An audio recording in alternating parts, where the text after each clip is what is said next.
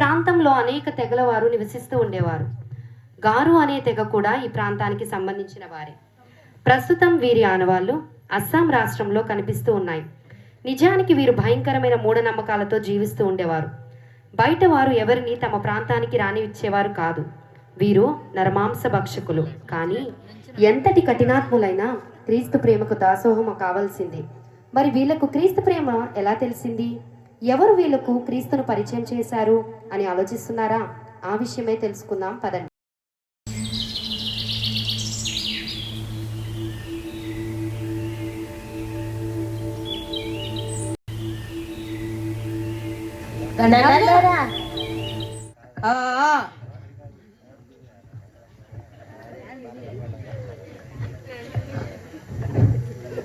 ఏంద్రా మన గూడెంలో సంగతులు ఏంది? ఏంద్రా మంచి మన గూడెంలోకి ఎవరో తెల్లోళ్ళు వచ్చారంట గారా? అవుదోరా, నాను అడవిలో పోతా ఉంటే ఎవరో ఒక స్వామి నాకు కంటపడ్డాడయ్యా. ఒక గంధం ఇచ్చి దాని పరిశుద్ధ గంధం అని చెప్పారయ్యా. ఇదిగో చూడండి. పరిశుద్ధ గంధమా? తీ నా చేతిలో నుండి. క్షమించండి దొరా. రే, అందరి గూడెంలో దొరల సంగతి నాకు తెలవదు గాని నా గూడెంలోకి మాత్రం ఆ తెల్లోళ్ళు రావడానికి అస్సలు లేదు. ఓలైనా నా మాట కాదని ఈ గూడెంలోకి వచ్చిన వాళ్ళ దేవుళ్ళ మాట విన్న నా చేతిలో సత్తారు. గట్లనే దొరా. ఈ సియాని గూడెమంతా దండోర వేయించండి రా. గట్లనే దొరా.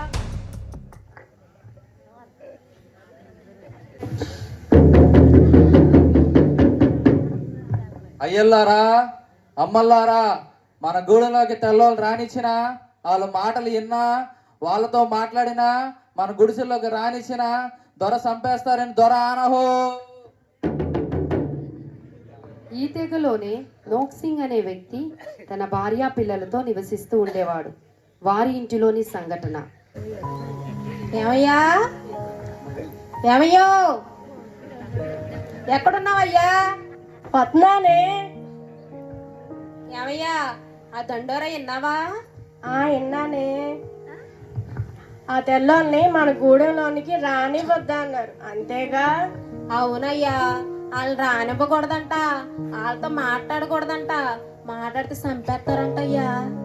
ఆ దేవుని గురించే కదే చెప్పేది. నచ్చితే వింటాం, లేకపోతే మానేస్తాం. దానికి ఎందుకు మన ద్వారా అంత రాద్దంతం చేస్తాడు? సరే అయ్యా, నీకేదో చేలో పని ఉందన్నావుగా, చూసుకుంట్రా, నేను ఇంట్లో పని చేసుకుంటాను.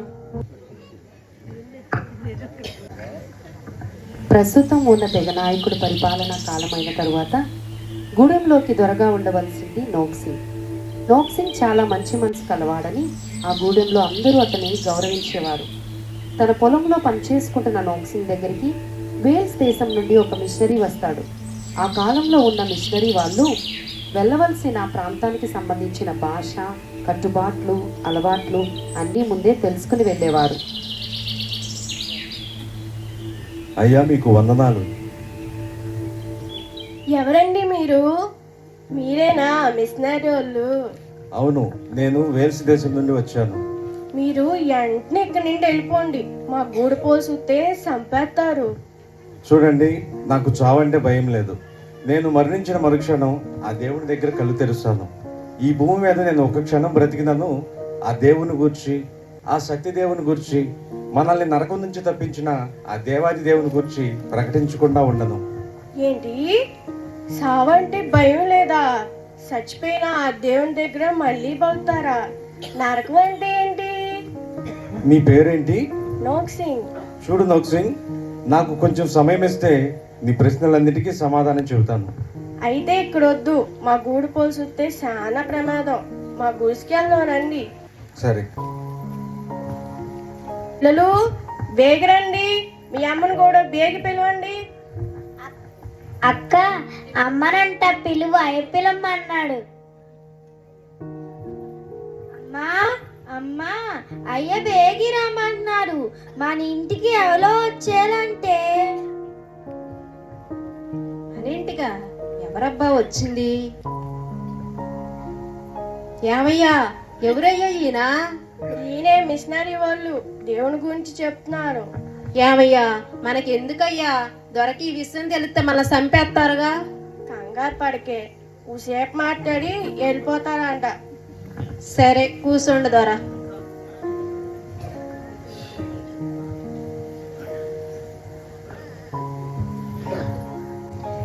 ఇప్పుడు చెప్పండి, సావంటే మాకెంతో భయం. చనిపోయినా ఆ దేవుని దగ్గర మళ్ళీ బవుతారంట, అదేంటో చెప్పండి. చూడండి, ఇక్కడ బ్రతుకుతుంది బ్రతుకు కాదు, మనం మరణించాక కూడా మరి ఒక జీవితం ఉంది. ఇక్కడ జీవించిన విధానాన్ని బట్టి అది అక్కడ నిర్ణయించబడుతుంది. అంటే అది పరలోకమా నరకమా అని. పరలోకం అంటే ఏంటి, నరకం అంటే ఏంటి? పరలోకం అంటే చాలా సుందరమైన ప్రదేశం. అక్కడ ఏ బాధలు ఉండవు, ఎల్లప్పుడూ సంతోషమే. అదే నరకం అయితే చాలా భయంకరంగా ఉంటుంది. అక్కడ ఎప్పుడు ఏడుపు బాధలు ఉంటాయి. ఆ నరకంలో అగ్ని ఆరదు, పురుగు చావదు. మనం నరకం నుంచి తప్పించబడాలంటే ఆ యేసయ్యను ఆశ్రయించాల్సిందే. యేసుక్రీస్తుని మాత్రమే ఎందుకు ఆశ్రయించాలి? మాకు మా దేవుళ్ళు ఉన్నారుగా, మా అడవి తల్లి, మా గూడెం దేవత, వాళ్ళు నరకం నుండి రక్షిస్తారుగా. లేదు, వారు నిన్ను కాపాడలేరు. వారు నీ కోసం నా కోసం సిలువలో ప్రాణం పెట్టలేదు కదా. ఈ లోకంలో పాపుల కొరకు మరణించి తిరిగి లేచింది యేసయ్య మాత్రమే. యేసుక్రీస్తు శిలువలో ప్రాణాలు పెడితే మా పాపాలు ఎట్టపోతే? సరే, మీకు ఒక కథ చెబుతా వినండి. ఒకానొక ఊరిలో ఒక న్యాయాధికారి ఉన్నాడు. ఆ న్యాయాధికారికి ఒక్కగానొక కుమారుడు. ఆ కుమారుడు తన తండ్రి ఆస్తిని బట్టి ఇష్టానుసారంగా జీవిస్తూ ఉండేవాడు. ఇలా కొనసాగుతుండగా ఒకరోజు ఆ కుమారుడు బయటకు వెళ్ళి అక్కడ ఉన్న వారిని అందరినీ కొట్టి వస్తాడు. ఈలోగా వారందరూ ఆ కుమారుడి మీద న్యాయస్థానంలో ఫిర్యాదు చేస్తారు. ఈలోగా సైనికులు వచ్చి ఆ కుమారుడిని న్యాయస్థానంలో ప్రవేశపెడతారు. అక్కడున్న వారందరూ ఎంతో ఆతృతగా చూస్తూ ఉంటారు. ఎందుకంటే ఆ కుమారుడు తండ్రి న్యాయాధికారి. ఆ తండ్రి అయిన న్యాయాధికారి ఆ కుమారునికి ఏ తీర్పు తీరుస్తాడు, ఏ శిక్ష విధిస్తాడు అని ఆతృతగా చూస్తారు. ఈలోగా ఆ తండ్రి అయిన న్యాయాధికారి వచ్చి వాటన్నిటిని పరిశీలన చేసి ఆ కుమారుడికి 40 కొరడా దెబ్బలు శిక్ష విధిస్తాడు. అప్పుడు ఆ కుమారుడు మనసులో అనుకుంటాడు, నా తండ్రి న్యాయాధికారి కదా, నా తండ్రి నన్ను శిక్ష నుండి తప్పించవచ్చు కదా అని మనసులో అనుకుంటూ బాధపడతాడు. ఈలోగా ఆ సైనికులు వచ్చి ఆ కుమారుడిని శిక్షించడానికి తీసుకువెళ్తారు. ఆ కుమారునితో పాటు ఆ తండ్రి కూడా వెంట వెళ్తాడు. అప్పుడు ఆ సైనికులతో ఆ తండ్రి అంటాడు, అయ్యా, మీరు నా కుమారుని కొట్టవద్దు, నా కుమారునికి రావాల్సిన శిక్షను నేను భరిస్తాను అని ఆ 40 కొరడా దెబ్బలు ఆ కుమారుని స్థానంలో ఆ తండ్రి భరిస్తాడు. ఇక్కడ ఆ తండ్రి అయిన న్యాయాధికారి యేసయ్యకు సాదృశ్యం, ఆ కుమారుడు మనకు సాదృశ్యం.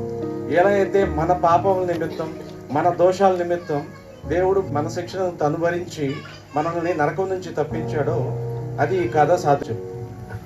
మీరు చెప్తుంది కొద్దిగా అర్థమవుతుంది, కానీ ఒకటి మాత్రం నిజం, మేము చాలా చెడ్డోళ్ళం, మేము చాలా పాపాలు చేశాము. మరి చెప్పు నోక్సింగ్. మేము చాలా మందిని చంపాము. ఆ దేవుడు మమ్మల్ని కూడా క్షమిస్తాడా? తప్పకుండా క్షమిస్తాడు. మీరు ఆ దేవుని ఎదుట మోకాల్లోని ప్రభువా నన్ను క్షమించుని అన్నప్పుడు ఆ దేవుడు తప్పకుండా క్షమిస్తాడు. దీనినే ప్రార్థన అంటారు. రండి, మనం ప్రార్థన చేద్దాం. యేసయ్యా, నశించిపోయిన దానిని వెతికి రక్షించినట్లు ఈ లోకానికి వచ్చావు కదయ్యా. ఈ నోక్సింగ్ కుటుంబాన్ని ఒక్కసారి జ్ఞాపకం చేసుకోండి అయ్యా. వారి పాపాలు దోషాలు మన్నించి వారికి శిక్ష నుండి తప్పించండి అయ్యా. వారి కుటుంబానికి అలాగే ఇక్కడున్న జనులందరూ రక్షణ అనుభవం పొందుకున్నట్లుగా నీ కృప చూపించమని యేసయ్య అతి పరిశుద్ధ నామంలో ప్రార్థిస్తున్నాం తండ్రి, ఆమేన్. సరే, నేను వెళ్ళి వస్తాను. మీరు ప్రార్థనతో దేవునికి దగ్గరగా ఉండండి. విన్నావా? ఆ దేవుడు మన పాపాల కోసం ప్రాణాలు పెట్టాడంట. ఆయన మన పాపాలు క్షమిస్తాడంట. ఇక నుంచి మనం కూడా ఆ దేవుణ్ణి నమ్ముకున్నాం. అట్టగేనయ్యా. ఇలా నోక్సింగ్ తన కుటుంబంతో దేవునిలో ఎదుగుచూ ఉంటాడు. దేవుడు వారిచ్చిన రక్షణ ఆనందాన్ని ఇతరులకు కూడా పంచాలని నోక్సింగ్ అనుకుంటాడు. మెల్లగా తన గూడెంలోని కొందరిని బైబిల్లోని విషయాలను వాటి సంగతులను గురించి వారికి చెబుతూ ఉంటాడు. ఈ సంగతి ఆ గూడెంలోని పనివాడు చూస్తాడు.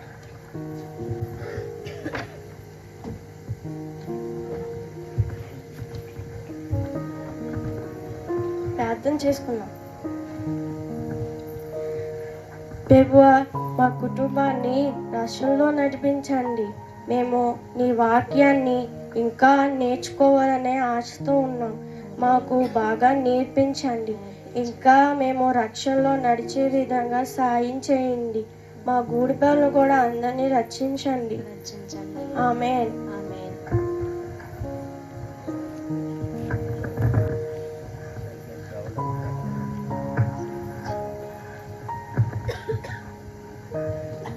పిల్లలు, మీకు కథ చెప్తా వింటారా?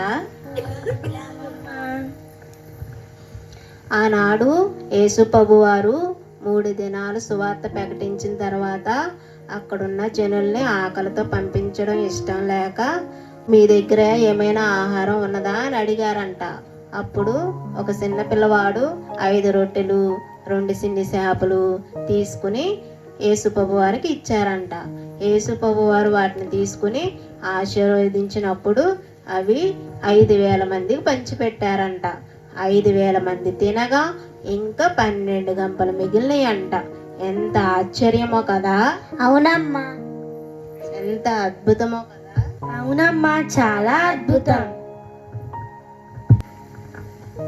మరుసటి రోజు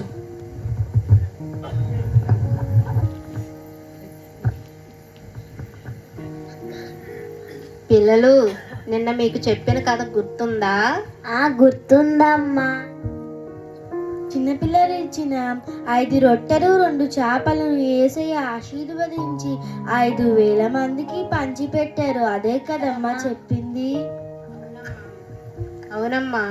ఇప్పుడు ఈ రోజు మళ్ళీ ఇంకో కథ చెప్పుకుందాం. ఇలా నోక్సింగ్ తన కుటుంబంలో దేవునితో ఎదుగుచూ ఉంటాడు. దేవుడు వారికి ఇచ్చిన రక్షణానందాన్ని ఇతరులు కూడా పంచాలని నోక్సింగ్ అనుకుంటాడు. మెల్లగా తన గూడెంలోని కొందరికి బైబిల్లోని విషయాలను వాటి సంగతులను గురించి వారికి చెబుతూ ఉంటాడు. ఈ సంగతిని ఆ గూడెం దొర పనివాడు చూస్తాడు. అరే, ఏంట్రా సంగతులు? అరే నోక్సింగ్, ఎంత పని చేసావురా! ఈ సంగతి మా గుడి ద్వారా చెప్పేస్తాం. ఆగు, అదరా అటు సంత చూద్దాం. వాళ్ళు చెప్పారు అటు సంగతి, అదంతా తేలుస్తాడు. మనం ఆ దేవుణ్ణి ఇడిచిపెట్టమని చెప్పాలి. వాళ్ళు మనల్ని ఏది చేసినా వాళ్ళని క్షమించాలి. ఎందుకంటే మనం పరలోకానికి వెళ్ళడానికి సిద్ధంగా ఉన్నాం. మీకు భయం వేసినా ఒకటి గుర్తుపెట్టుకోండి, వాళ్ళకి దేవుని గురించి తెలీదు, ఆయన ప్రేమ తెలీదు. వాళ్ళ రక్షణ కోసం మనమే ప్రార్థన చేయాలి. పిల్లలు, యేసుని చూడడం మీకు ఇష్టమే కదా? అమ్మా, ఇక్కడ కన్ను మూస్తే ఆ దేవుడి దగ్గర మళ్ళీ కళ్ళు తెరుస్తాం. రండి ప్రార్థన చేసుకుందాం. ప్రభువా, యేసయ్యా, మా కుటుంబాన్ని నీ కొరకు హతసాక్షులుగా నిలబట్టకు శక్తినివ్వండి. మా గూడెం దాన్ని రక్షించండి, వారిని రక్షణలోకి నడిపించండి. ఆమేన్. మరుసటి రోజు పంచాయతీకి ఆ గూడెం వారు వస్తారు. నోక్సింగ్ కుటుంబాన్ని బంధించి వారి అందరి మధ్యలోకి తీసుకొస్తారు. నడవండి రా, నడవండి. ఈ అడవి తలకే దోహం చేశాను. మీరు నడవండి, నడవండి.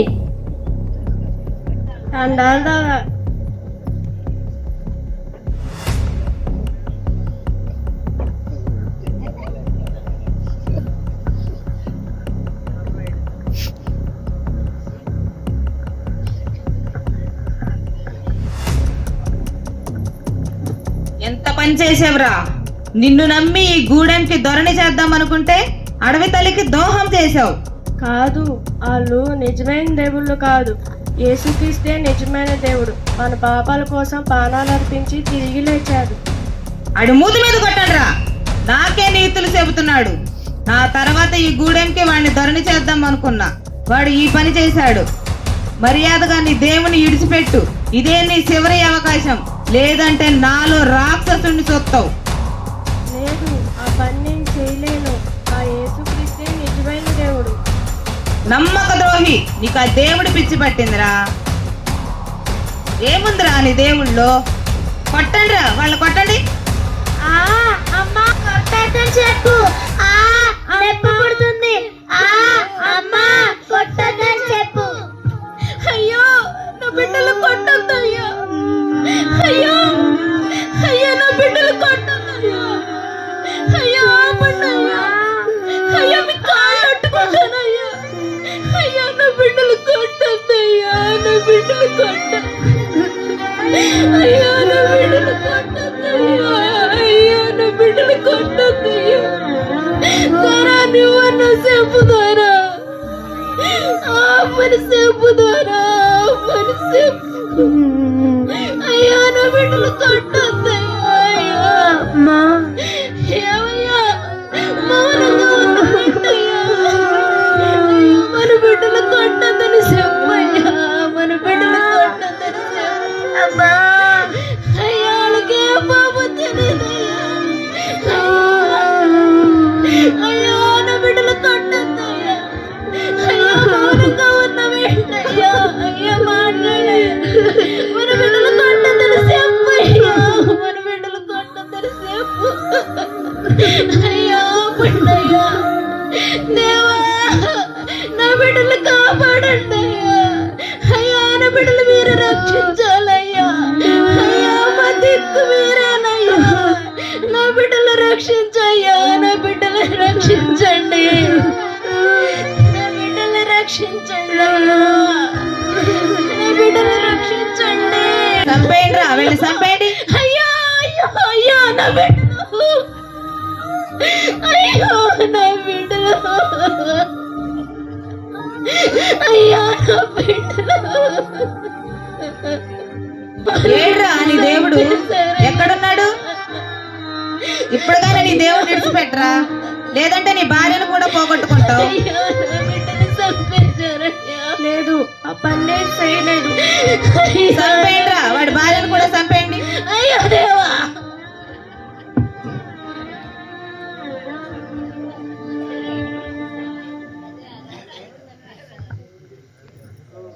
దేవుడు దేవుడు అన్నావు గారా, ఏడు నీ దేవుడు? నీ బిడ్డల్ని పోగొట్టుకున్నావు, నీ భార్యను పోగొట్టుకున్నావు. ఇప్పటికైనా నేను చెప్పిన మాట వినుంటే నీ ప్రాణాలు దక్కించుకుంటావు, ఈ గూడెంకి దొరవి అవుతావు. నీ మాట నేను వినలేను. అవ్వా వీడిని క్షమించండి. వీడిని లక్ష్యంలోకి నడిపించండి. క్షమాపణ అయితే నాకా? అరే నోక్సి, ఈ గూడెంకి దొరని నేను, అందరికి క్షమాభిక్ష నేను పెడతా. అలాంటిది నన్ను క్షమించమని నీ దేవుణ్ణి అడుగుతావా? నా చేతిలో నిన్ను నీ ప్రాణాలు కాపాడమని నీ దేవుణ్ణి అడగరా? ఏముందిరా నీ దేవుళ్ళు? ఆ దేవుడు మిమ్మల్ని కూడా శపిస్తాడు ద్వారా, ప్రార్థన చేసుకోవడం ద్వారా, ఆ నరకం అనే అగ్నిగుండం నుంచి తప్పించుకోవడం ద్వారా నా విశ్వాసాన్ని, ఆ దేవుని పైన నమ్మకాన్ని నేను ఎప్పటికీ విడిచిపెట్టను. ఏంటి క్షమిస్తాడా? అగ్నిగుండమా? ఏంద్రా నీవన్నది? ఏందోరా ఇంత మాటలు కొట్టకుండా.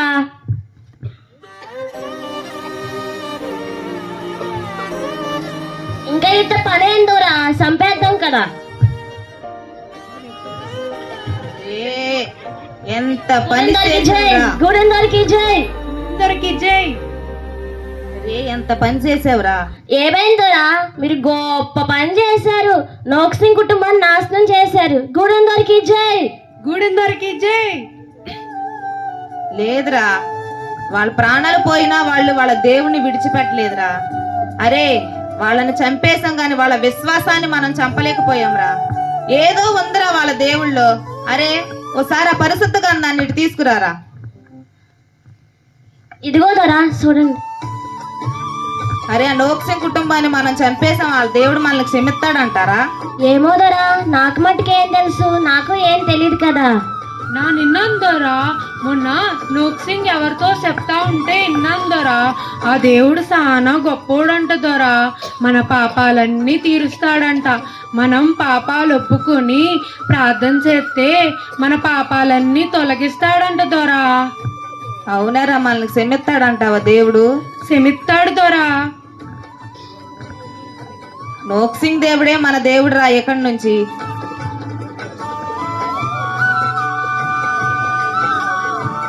ప్రభువా, మేమెన్నో పాపాలు చేశామయ్యా, మమ్మల్ని క్షమించండి అయ్యా.